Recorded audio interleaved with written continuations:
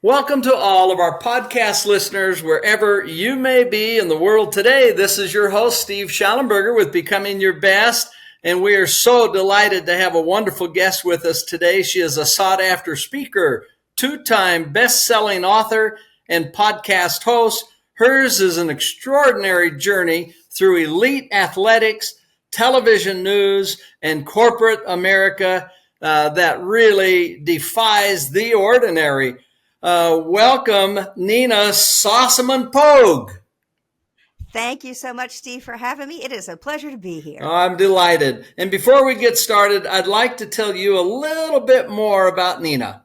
She left home at age 13 to train, and Nina made the USA gymnastics team, which is like, wow, one of the best anywhere in the world, and graced magazine covers as an Olympic hopeful alongside with Mary Lou Retton, but failed to make the Olympic team, and later competing for the SEC powerhouse LSU, Nina suffered an injury that ended her gymnastics career. But wow, what a sport, right?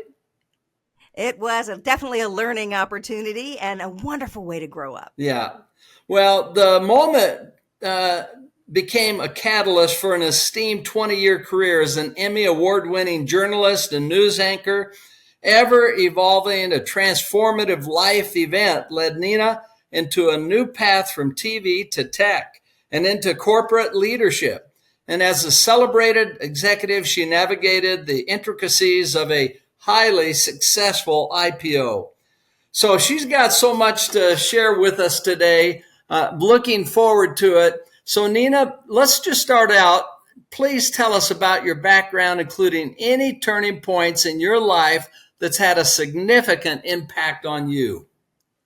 Well, thanks, Steve. That is an open door for me because that is actually what I talk and speak on. While I may have a lot of achievements, that resume stuff that you mentioned, I really try to focus my research and my speaking on my failures or the big turning point moments in my life, because people see all of those accolades and they don't realize all the things that went on, like the duck paddling under the surface. So as you mentioned, I was on the US team on the cover of magazines and left home to train, and then I didn't make the Olympics. So at the bright old age of 16, I felt like I was a loser and my life was over and my life was ruined at 16. Then I regrouped and, went to college, went to, as you mentioned, LSU, which is one of the top gymnastics schools, and competed for them. Again, happy, found my people, having big success, and then blew out my knee and had a career-ending injury. And then again, my life is over. I've wasted my whole life, that kind of feeling. Regrouped again, got into television, found a passion there, and I loved being a reporter. I loved being a news anchor.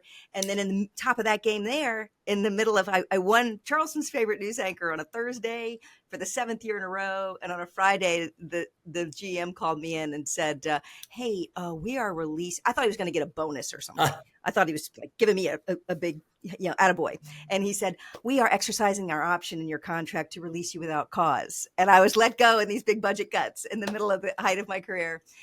And so then I had picked myself back up again, went back to another TV station. That's where I actually won the Emmy for Best Newscaster in the Southeast. I think I did that because it was a little bit of a poke in the bear at the people who'd let me go. And then in the middle of that, in that journey, part of my journey, that chapter, then I was involved in a really horrific accident that took me from reporting the news to being the news. And that took me into a dark place I had to figure out how to get myself out of. I went through some real mental health challenges at that time and really didn't want my timeline to go on, but got good help in all of the things and went forward. And then I got into tech and I got out of television, got into tech and had some huge success there for 12 years. Before I got out and wrote my book. So mine's kind of the up and down journey. And I talk about how the things that aren't on your resume, the stuff, what I call below the line, that's what really makes you who you are. Oh, thanks for that introduction. That's perfect. It helps me to appreciate, what you've gone through, and everything isn't always peachy. I just can't imagine, the disappointment, for example, of working so hard to be on the Olympic team and then at the end not being able to fulfill that desire, and then later having your knee blown out, and what a heartbreak. And You just talked about these. These are experiences we all have as we go through life's journeys, and you call them plot twists. Yes, yes, plot twist. I call them the big thises in your life. And it's because you have a plan. Like you're going down that road. You're doing all the things you talk about in your book. You have a goal, you have a backup plan. You're looking at every Sunday, you're setting your targets, you're doing the thing, you're doing the work. And then something big happens in your life that's totally out of your control. And you have to figure out how to go forward. And this can be for people who maybe aren't an elite athlete or not in some high profile job where you get let go and everybody knows because it's very public. This can be a divorce. This can be a death in the family, just things that are not part of your plan as you're going down that road. And you just get this plot twist of, okay, obviously the story's not going where I thought it was. Let's figure out a new path forward. And let's make this next chapter good.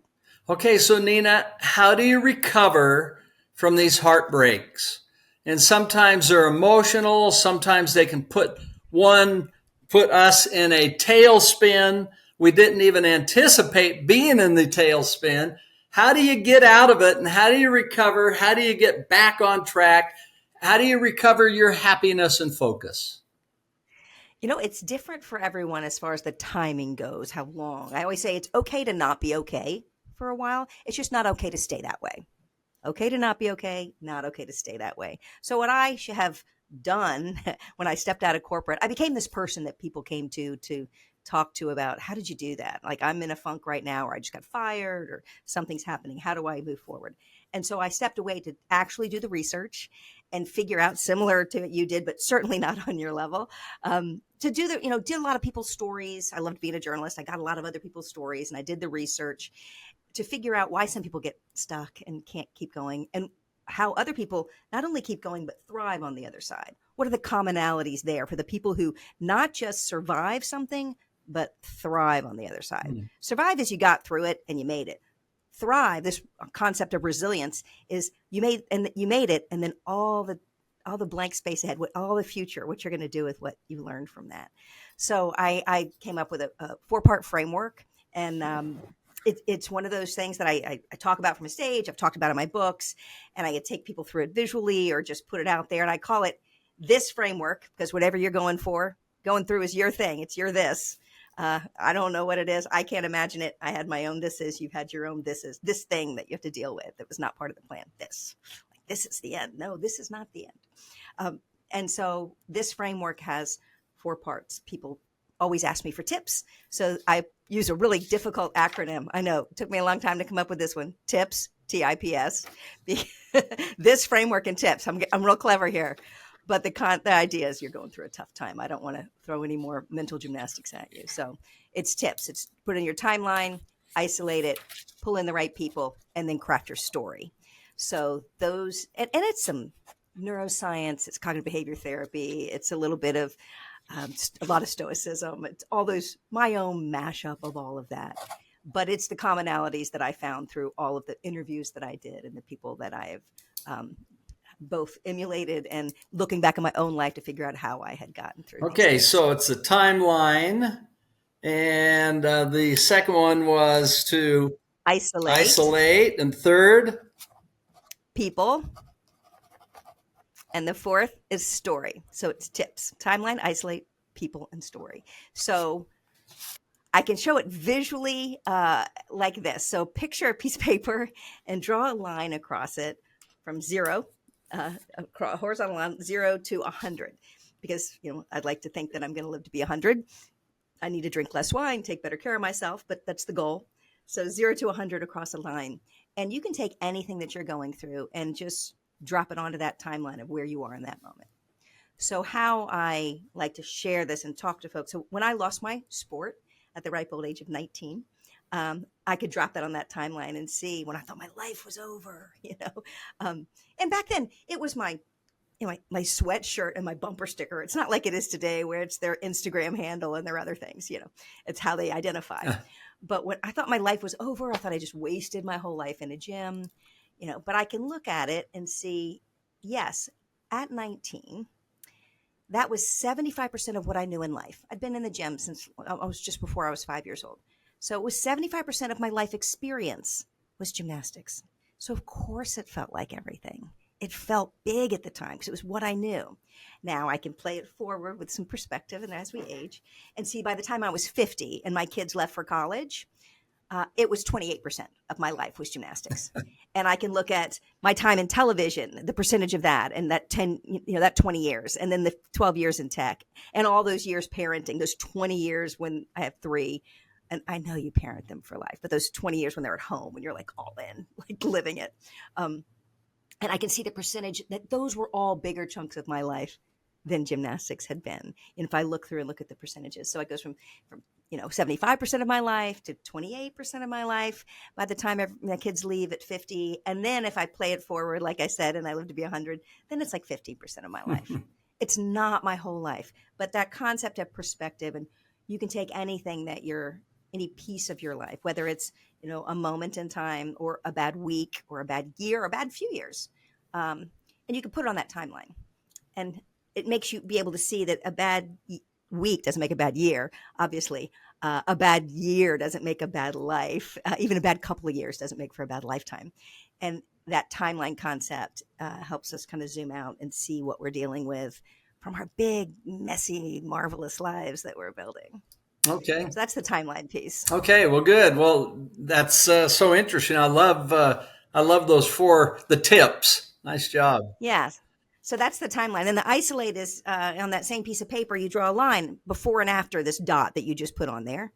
And all the stuff before and all the stuff after you can't look at. You got to look at what you're dealing with right then.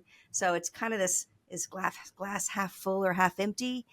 It's not half full or half empty. It is just a 6-ounce glass with 3 ounces of water in it. So you have to look at just the facts in that moment so you know what you can work with to move forward. And any good therapist will tell you if you're spending all the time in the past going the woulda, shoulda, couldas on that side of the line, that's where depression lives. And if you're spending all your time on the other, like, oh my gosh, what if, and doomsday scenarioing things, that's where anxiety lives. So yeah, this magical moment in this, this space to actually do something. So that's the isolate piece. Okay.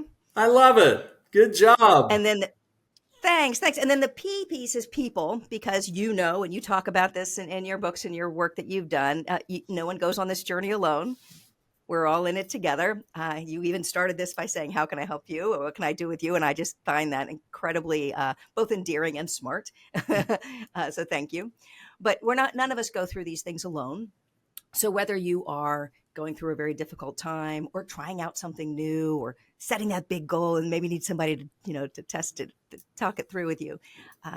In those moments, the P and the tips is pulling in the right people to make sure that you have, in the picture that we're drawing on that piece of paper, we have the line across and we have the dot, and then we have the lines on each side, which is the isolate. I draw a circle around that dot and I say, who's in this with you? Who are your people? Because it feels like you're alone when something happens often. You feel like it's all you. Even the good things and the bad things. Even when, like, these young athletes win the Olympics, like some of these can be highs, these thises. Like you win the Olympics and they're like, greatest day of your life. They're like, okay, now what? So it's the now what moments. It's the greatest day yet. Like you've got lots of that timeline left to fill. So the people piece is you feel really alone when something big happens, higher and lows. And then you figure out who needs to be in that with you to help you move forward. And maybe who's in your circle and who needs to be moved out of that circle. So it's this, let's edit our people, who's helping, who's hurting. And you can take all the people in your life and you could probably put them in most of us can put them in one category or the other, who's helping and who's hurting. So that's the people piece. Let's look at who's helping and hurting. And then the last piece is the story. And you certainly know all about this, but I'll share with your leaders listeners how I think about it. This is the talk in our head that comes out of our mouth that becomes our story. So this is the language that we're using to talk about whatever happened. Is this horrible? Is this ruined? Is this never going to work? That defining, overgeneralizing, this always happens to me, or that catastrophizing, ruined language. All that self-sabotage language that's in our head that can come out of our mouth, that can become our story. So that's editing your language and the thoughts around what we're saying. So those are the tips. I'm so glad that you went into it a little bit more, Nina. I love it. It's a great mental image and you painted it so well. So nice job on that. Now, you talk about high achievers as well, not just people with challenges and the problem with the constant struggle to succeed. What's your perspective on that, and why is that important? Yeah, I think we're living in a world right now, what I call uber achievement. Like no matter how good we get, we are setting a new goal, setting a new target. Goal setting's great. We all want to do that. And manifest, we're like, what's your vision board? Set your vision. Let's manifest it. Let's set your goals. Let's check our goals. Let's keep going. We do this, and that's how we be productive. I do that in my life. But we also live in this society of uber achievement. No matter what we get or what we have, we see somebody on social media who has more, or even when we get home from a vacation. I don't know when the last time you've flown somewhere, Steve, but I was on a plane, went for this vacation, which I'd saved up for, really enjoyed. Nice vacation with my husband. Our kids are often grown, so it was just the two of us. But as soon as I got on the plane, I got the little survey that said, on a scale of 1 to 10, how did you like this? I filled out my little survey about my vacation, which I loved. And then it populated on my screen.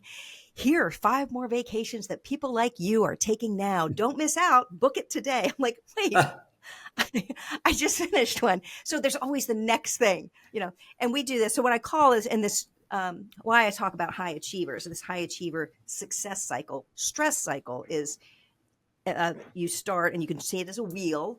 You set a goal, and then you learn some things, and you try some things, and you get to work, you persist, and then towards the end, it's always hard, and you have that grit because you really want this goal, and then you achieve.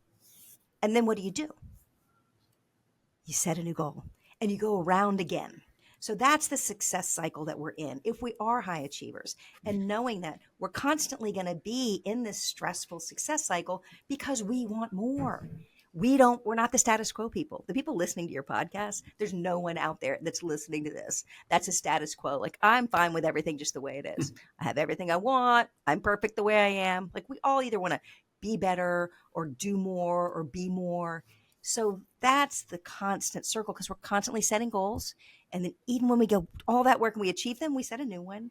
So we're constantly putting ourselves in this stress cycle. And now with constant connectivity and all of the advancements, technological advancements and global connectivity, we're seeing everybody else's goals and things too. And we just feel like we're never enough. So that's the stress that we're all dealing with. So what do we do about it, Nina?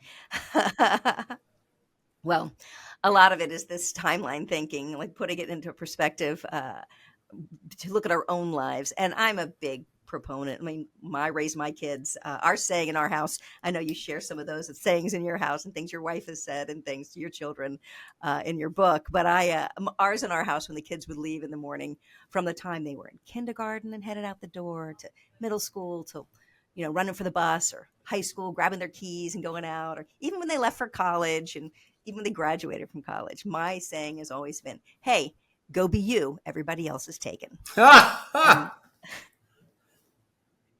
always, since they were tiny, go be you. Everybody else is taken. So you just have to get to the place where you create your own, what is happiness. I use a great Lego analogy when I talk with kids or college kids or corporate leaders or huge. I did a conference recently, a cybersecurity conference with like 3,000 mostly men cybersecurity folks. And I use the same thing. I talk about Legos because we all played with Legos, and it's generational. You played them. I played with them. My dad brought our first Legos home, I think in the 70s when he was in the Navy. When he came home from overseas, I got my first Legos. And my kids grew up on Legos.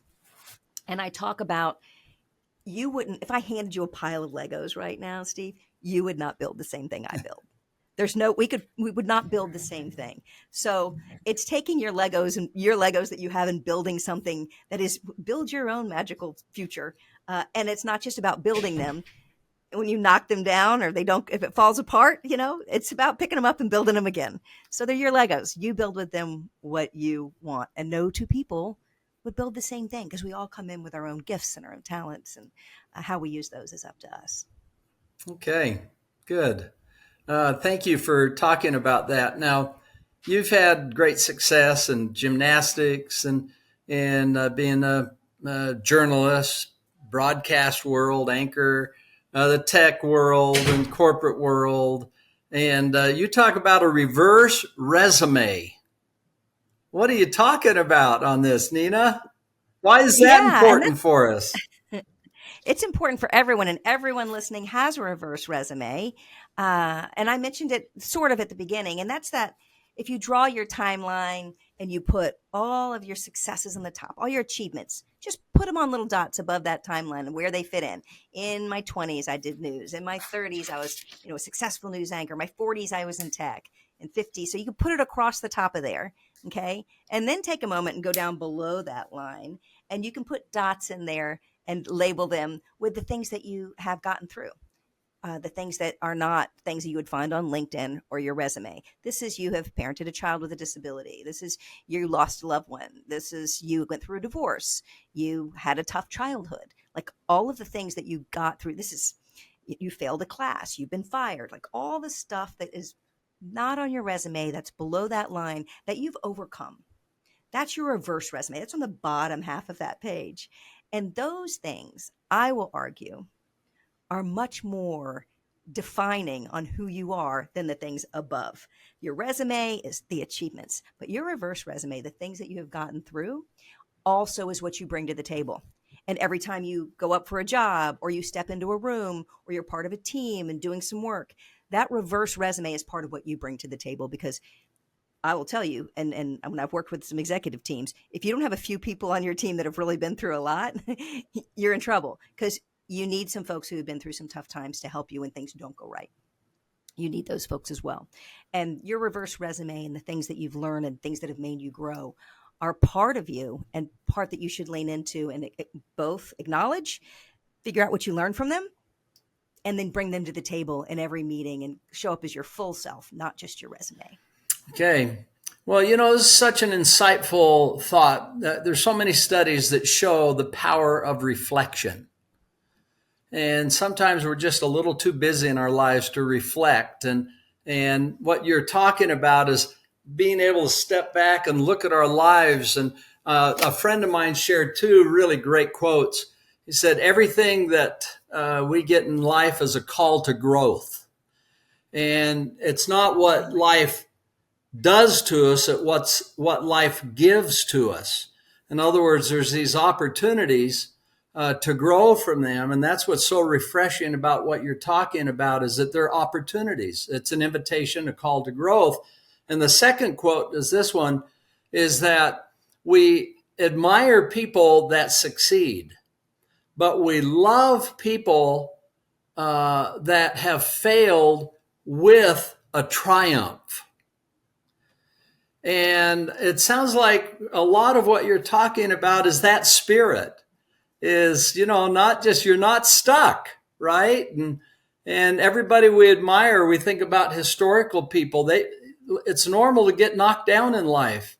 And, that's okay. But what's not okay is laying there. And so you look at people that have overcome adversity and it's so inspiring. What are your thoughts on that? Yeah, I did this, and I people would tell me I was inspiring. That type of language. You've overcome so much, and I didn't see myself that way. And when I started my research and looking into it, I was looking for a word. I'm like, what am I even studying? Like, what am I trying to put out into the world? And it's this concept. I mean, I believe with you. I'm 100% in agreement with you. But it's the word that I've come up with, not but and it's the word that I've come up with is resilience. And that word can be overused and used in a lot of different ways. But the definition that I really like for this overcoming and then and thriving on the other side, not just surviving. The definition I really like is from the Center from the Center for Resilience, and it's to adapt in a positive way to whatever happens in our lives. It's our ability to adapt in a positive way to whatever happens in our lives, and it's the adapt part that is really key because persistence is double down, go hard, show up every day. And grit is when it gets really hard, heads down, let's do this thing. But resilience is this adapt piece. And I think that is what is different. It's this adapt piece. And one way to think about this is think about like when the pandemic hit a few years ago on January 2020, like you and I got up and you probably set your goals for the year. You had a vacation you're going to take, something you're going to do with your family. Just from what I know about you, I did the same thing. I had a year of things I wanted to get done that year ahead of me. It was a year of my life. And I put those things out there. Now, when the pandemic hit, Nobody had on their list of goals, hey, let's survive a pandemic. Let's let my business, my family, and myself survive a pandemic. That was not on anybody's goals. So we couldn't just persist and double down and go hard. We all had to do things differently. And those who were able to adapt and figure out a new way forward in that change, that's what resilience is. The ones who had got to the acceptance and made the changes and moved forward. So the resilience piece is what I think is really key in this conversation. It's your ability to adapt in a positive way. What is a positive way? That's a lot of different things go into that, but to adapt and that ability to be adaptable. And even I mentioned Lego earlier. I use that as an example of a company who has adapted really well. In the 1930s, when Lego first came out, in the late 30s, there was wooden blocks. And then they went from, wooden blocks to plastic blocks. I call it from blocks to bytes. So they went wooden blocks to plastic blocks. Their factory burned down. They had to come up with something. They went back to plastic and they went all in on plastic. Yeah. And then they, again, started struggling a little bit and they stood up the Lego lands, and those sustained them for a little bit. And then that started struggling and they had to rethink it and looked at the world around them. And they did partnerships with Star Wars and other people. All those sets came out that all of our children bought.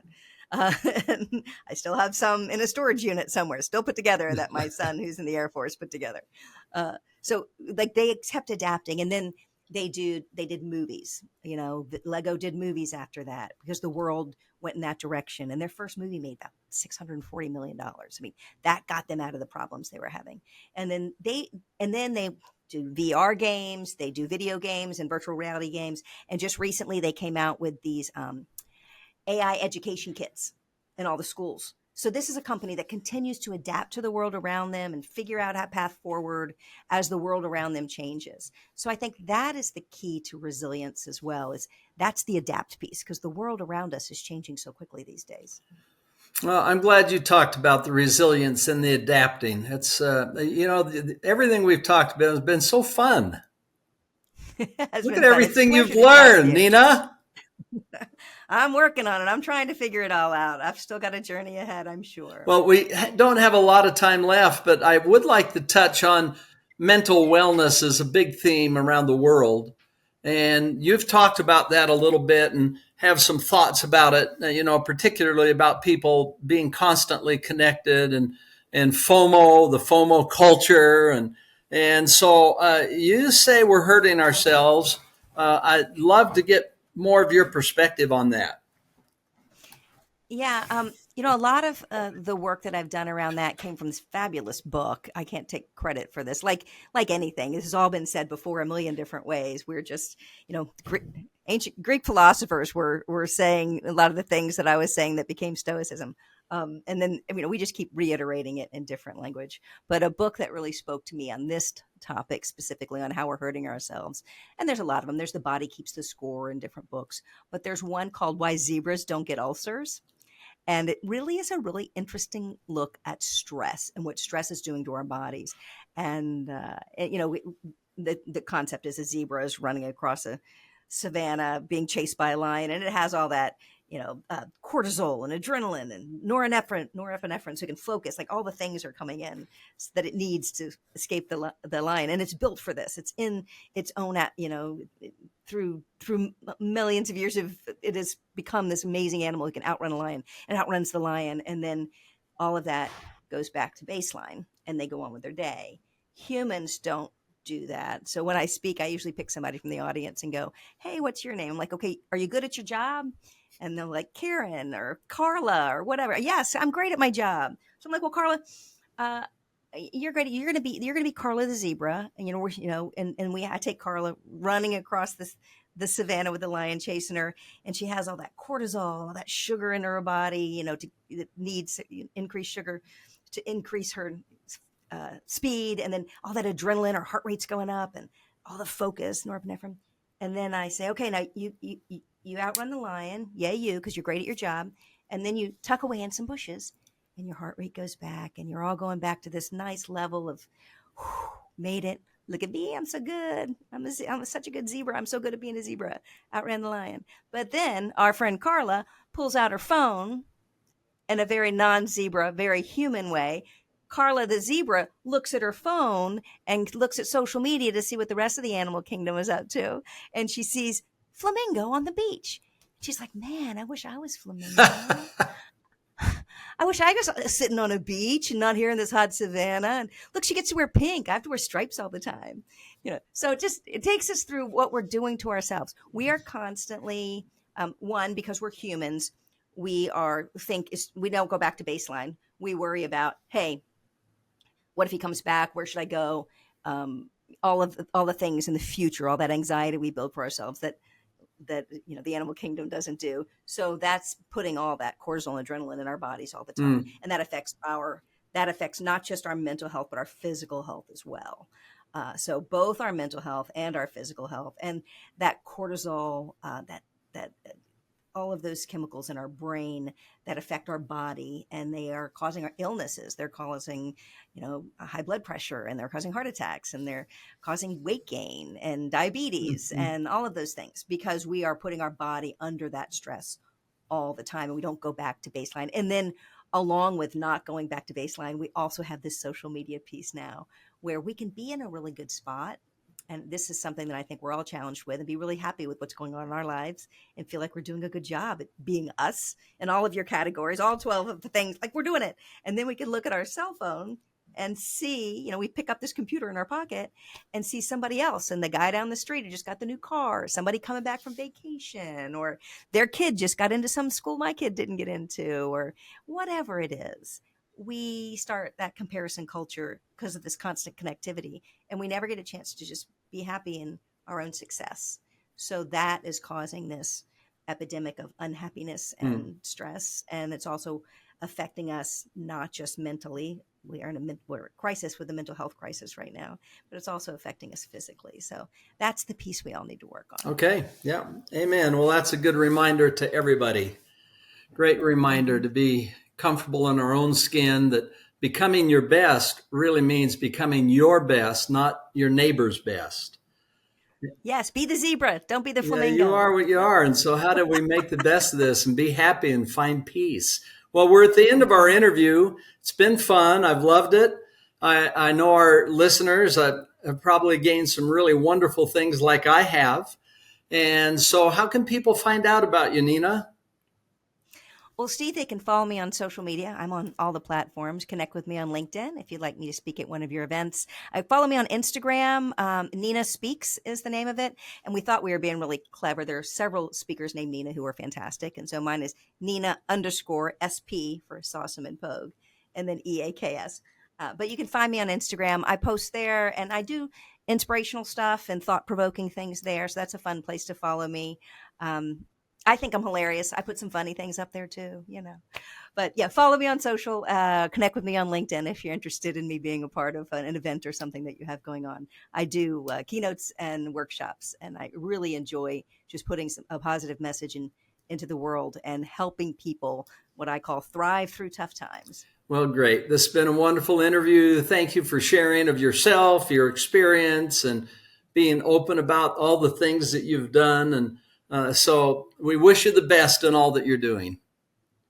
Thank you so much, Steve. And right back at you. All the best to you. Thank you so much for having me on. Oh, you bet. And to our listeners, we're always grateful that you would take the time to be with us. You're such an inspiration. It's why we do this show in the first place, and we're grateful for you. We wish you each a great day. This is Steve Schallenberger, your host, signing off.